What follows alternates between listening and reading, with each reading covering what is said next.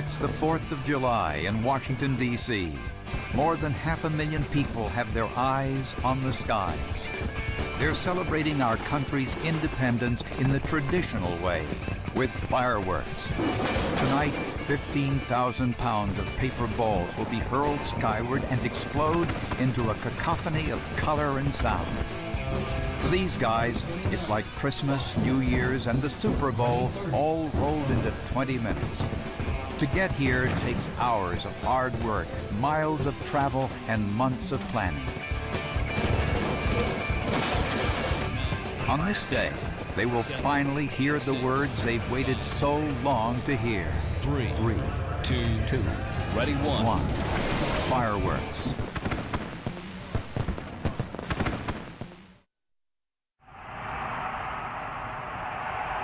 It's fall in Tennessee. The volunteers are scoring touchdowns. And the crew from Pyro Shows is adding the exclamation point. Touchdown fireworks are one of the many types of pyrotechnic entertainment they shoot. In eastern Tennessee, if you see a fireworks show, there's a good chance it's been produced by Pyro Shows. They're based just north of Knoxville in La Follette, Tennessee. Lansdon Hill is the owner. Well, La Follette, Tennessee is one of the best places in the world you could ever hope to live. It's a very small East Tennessee town in the mountains around the Smoky Mountains, just north of Knoxville. Have about 7,000 or 8,000 people if everybody's at home. Pyro Shows has been shooting fireworks all over the world for more than 40 years. We were selected to go to the United Arab Emirates to celebrate the 25th anniversary of the founding of that country, which was an incredible experience. We did the fireworks for the city of Jacksonville during Super Bowl and won the North American fireworks competition a few years ago in Virginia Beach, Virginia. But I think the premier show is the Washington, D.C. show. And this year, it's Pyro Show's big show. And even though it's 10 months away, the long journey begins today. First stop, China. Almost every fall, representatives from Pyro Shows visit China. Not only is it the birthplace of fireworks, but it's still the world's largest producer of entertainment fireworks. On this trip, Pyro Shows will visit 7 factories and see 12 demonstrations in 10 days. They will travel the country from Hong Kong to Beijing. And it's a pretty hard trip. I mean, we cover a lot of miles or a lot of kilometers in a very short period of time, sometimes visiting 2 or maybe even 3 factories in one day. It's not uncommon to see 2 demonstrations, in the same night. Today starts in central China. Luoyang is the self-proclaimed fireworks capital of the world. More than 1,000 companies produce fireworks in this region. Sunny Fireworks is the first stop here. This factory is typical of most. It is spread over many acres. This ensures that in case of an accident, it will be confined to a small area. Making a star, rolling a star there. As they tour the factory, they see the entire process of how firework shells are made. So this is a red to glitter silver to purple peony. To find out how fireworks work, we went to the expert. Dr. John Conkling is the former executive director of the American Pyrotechnics Association and is currently a professor at Washington College in Chestertown, Maryland. He knows a lot about fireworks. We can trace fireworks back over 1,000 years to China. They discovered black powder, the original gunpowder. They made skyrockets, they made firecrackers out of black powder. The technology made its way to Europe. There was a huge fireworks industry in Europe in the 1600s, 1700s, primarily for the royal family. The king got married, fireworks. Royal birth, fireworks. Coronation, fireworks. So it's interesting when fireworks made their way to the colonies in the 1700s and the U.S. declared its independence from royalty, we celebrated with fireworks. And take that, they're ours now. It's been a part of America ever since. A firework is chemistry in action. It's a device that has a chemical mixture or several chemical mixtures that burn. And in burning, they create colors, they create sparks, they create audible effects. The chemist can blend different chemicals together to produce different colors, different visible effects, different audible effects. But by selecting one oxygen donor over another, one fuel over the other, you also can control the burn rate to go from a flash of color to a much longer duration color. You can get various combinations of effects, color and sparks. The first mixture I've added some strontium carbonate to. The element strontium burning in a flame will impart a red flame color. So just by adding a small amount of a strontium chemical, we cause the flame color to turn to a deep red. Blue is the toughest color for a pyrotechnician to produce. Copper will give you a blue, but it's a weak blue at best. It disappears if your chemistry gets slightly out of whack. So if you're watching a show and you see a pretty blue up in the sky, that's one of the ultimate holy grails of pyrotechnics, to get a really deep blue color. Fireworks shell, which is certainly the ultimate in the art of putting on a fireworks display, is a device fired from a tube called a mortar. There's a charge of gunpowder and then a fuse that runs down into the bottom of the firework item. The gunpowder explodes in the bottom in this tube, produces pressure, and throws this up in the air. There's a time delay fuse inside the shell that starts burning, and it's designed to go several seconds and roughly 100 feet per inch diameter. To get it to burst, there's another charge of gunpowder in the center of the device, and that's going to burst open this cardboard casing. And we have little pellets of chemical mixture called stars that are packed around that bursting charge. And depending on the chemicals that you make those stars, those pellets out of, it'll burn with a red flame, green flame, white flame, make crackle, produce sparks. The pattern shell is one of the newest advances in the technology of fireworks. It's done by taking a sphere, but there are two hemispheres that you put together to assemble the device. It's the larger the shell, the better the effect you can produce. But you get a piece of paper and glue or attach these stars, these pellets, in the shape of the figure you want to create. So you would have a star shape on this sheet of paper. You then put some gunpowder in one hemisphere, and then you lay your pattern on top of the gunpowder, more gunpowder on top, close the sphere. When that shell explodes up in the sky, the stars keep their same configuration.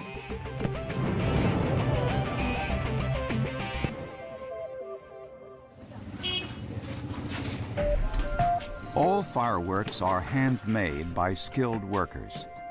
Ball shells are the most common. They start with cardboard hemispheres.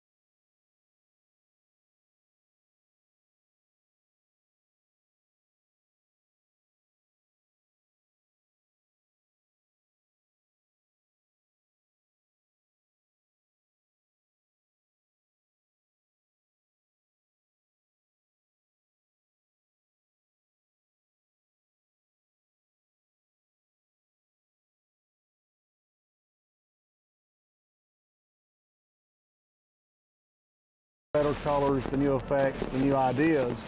But the Chinese take a lot of pride in their fireworks. And of course, they have great skilled craftspeople, and they do a marvelous job putting together a lot of really cool stuff. The fireworks ordered in China are made in the fall and shipped across the ocean.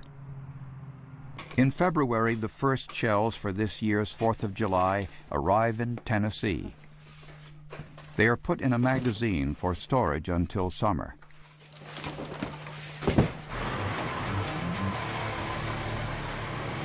Their ultimate destination is here.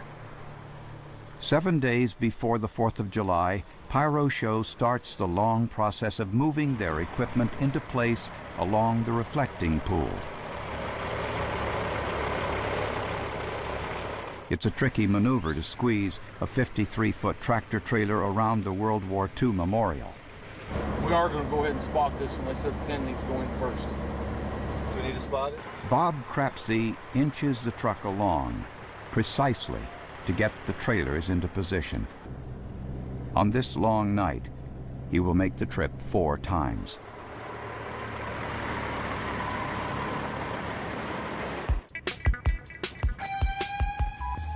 The next thing is the hard work. You pull a 53-foot trailer full of 6-inch racks in there, and there's nothing you can do but sweat and hard work. These racks hold the mortar tubes to fire the 6-inch fireworks. You're going to pull the 6-inch racks off. The 6-inch racks weigh approximately 60 pounds apiece. You're probably going to pull between 500 and 1,000 of those things off. You get those together, and that's you're pretty much looking at a full 8, 10-hour day just to get those mortars off that truck and get them in position and get them nailed together. At this point in the process, no fireworks are on site. They are secured off-site at a remote location. The next day, the first firework shells arrive at the launch site. Every one of the 2,500 tubes has to be filled with the right shell.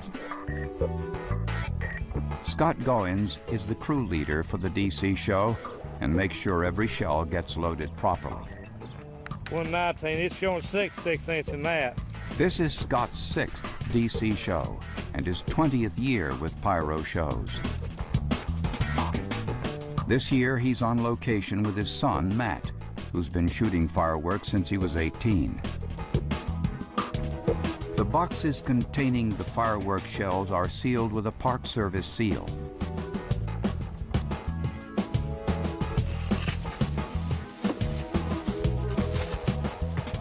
In June, the Park Service traveled to La Follette to inventory all the shells being fired in the Washington, D.C. show. The Park Service is responsible for the fireworks show because it's fired on the National Mall. Each individual shell is counted, recorded, and boxed up. Then the entire container is sealed until delivered to the secured storage site in D.C.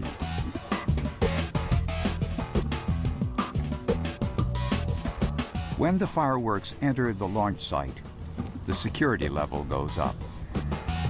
District of Columbia Fire Department and other safety officials begin to appear, and strict rules are followed. The largest shell in this show is 10 inches in diameter. One shell has enough energy to destroy a small building.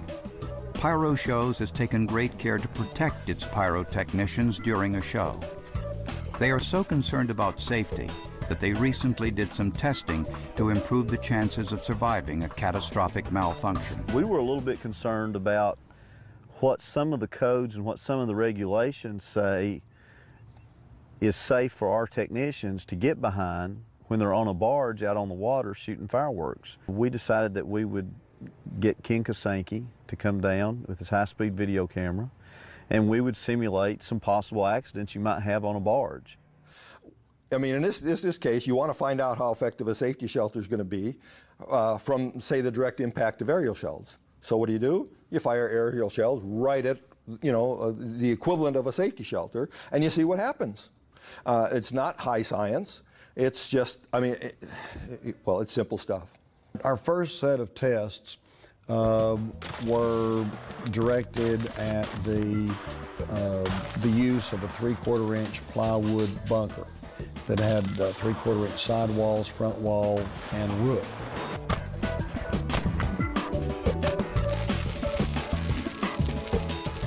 One of the problems we found very early on is that even the smallest typical shell that's used in fireworks displays, a 3-inch aerial shell, will penetrate substantially through 3/4 inch plywood.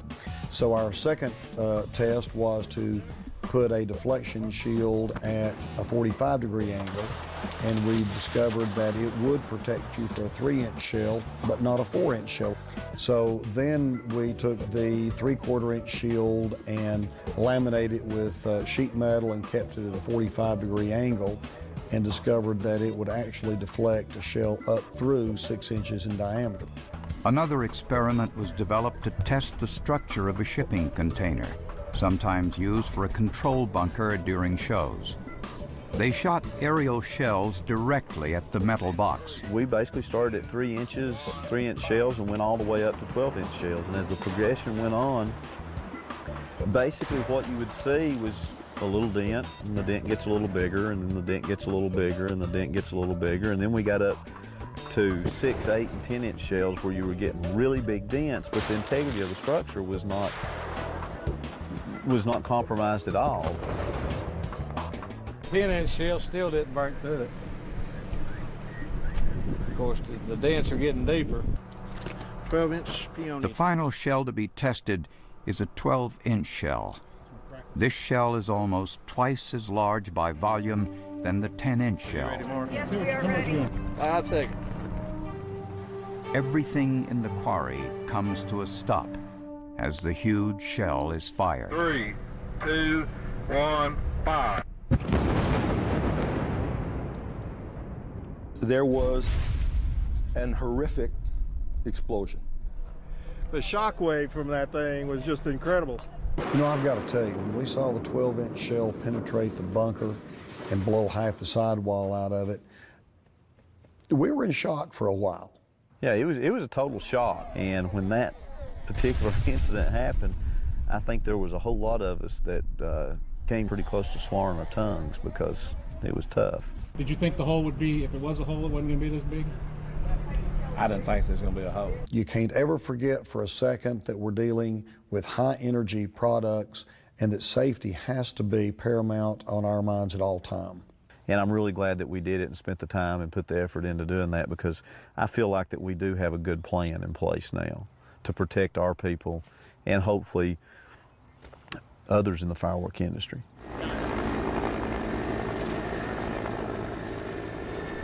In Washington, D.C., the show will be fired from this bunker. It will protect the pyrotechnicians during the show. As the clock ticks down toward July 4th, activity in the site picks up. Greg Smith, the safety director for the American Pyrotechnics Association, gives tours to the alphabet soup of regulatory agencies based in the D.C. area. Well, we had Federal Motor Carrier. We had the Pipeline and Hazardous Materials Safety Administration, which is PHMSA. We had the CVSA.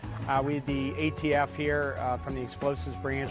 We also had some folks from the Department of Homeland Security and U.S. Secret Service. 95 or 98% of the folks that were here in the last 2 days have never been on a display site before. As the crew is making final preparations for the show, they cover each mortar with plastic and foil. This will keep moisture out in case of rain, and the foil will keep sparks from prematurely igniting the shell. Earlier this summer, the technicians participated in an annual safety and training seminar. For 2 days, they attended sessions on safety, new technology, and regulatory issues. Bring it up, swing the shell forward till you catch it on the edge. Away from the firing point. You don't want it still to be there because it might arc and shoot over another end. And at the end of the day, they get to shoot fireworks. We'd like to think that people come to this fireworks training seminar for the classroom activity, but I truly think that if we didn't have the live fire demonstration at the end of the day where people get to go out and actually shoot fireworks, that our attendance would be lower and lower and lower every year. The ultimate goal is to get everyone properly trained and focused on safety. And if we go through a show and the audience is entertained, safely entertained, and our technicians are able to perform and safely perform, we've succeeded in what we're trying to do here. The final tasks are being completed. This includes connecting each shell with an electric match. This allows the shell to be fired electrically. Next, miles of wire are unwound and connected to a junction box. Then the cables are run to the control bunker. Then they troubleshoot the thousands of connections. 188 is still dead.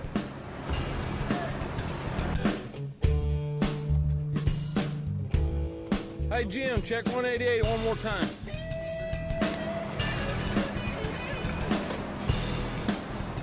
You've got the magic touch. After all the wires are connected and double-checked, the crew can get some rest. Tomorrow is their favorite day of the year, the 4th of July.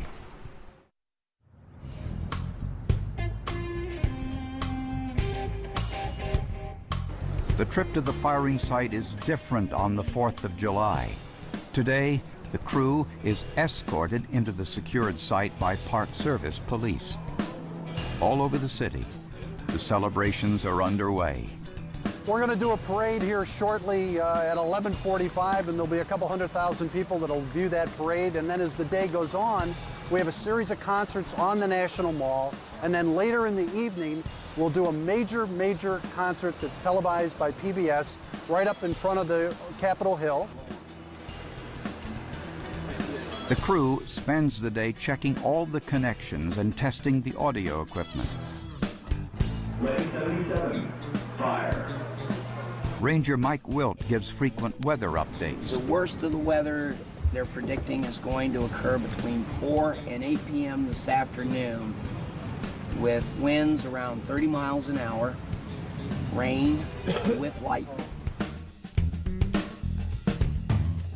As the crowd gathers, the skies darken. Right on schedule, the rains come.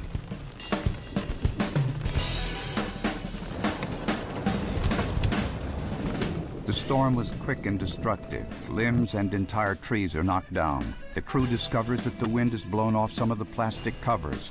They quickly move into action to save the damaged shells. We're in the process now of, with a water vac and a portable generator, cleaning the water out of the tubes, drying the tubes, refusing the mortars. The crew checks every connection once again to make sure nothing else was damaged by the storm. As dusk approaches, the mood changes. But on the day of the show, you watch the sun. And as you see the sun begin to cast long shadows, you start to get this little lump in your throat. And you're going, you know, like, it's the 4th of July. This is the day.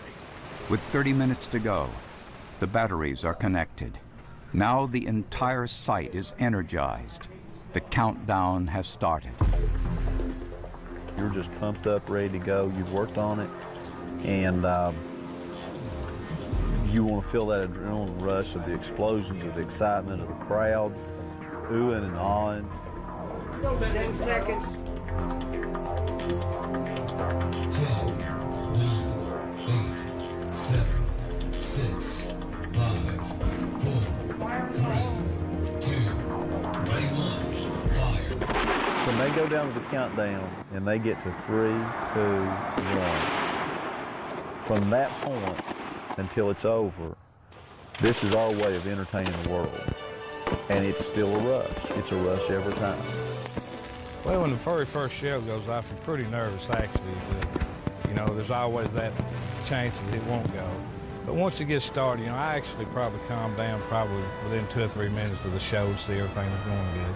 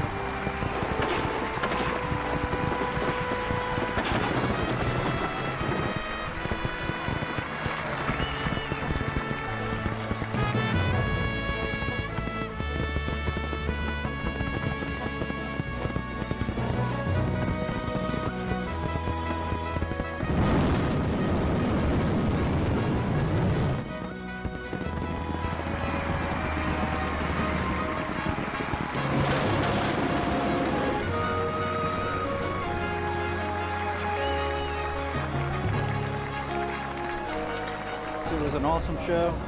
Excellent group of guys to work with. As the crowd heads home, the crew starts the long process of cleaning up and loading equipment for the long ride home. The good news is, the 4th of July is only 364 days away.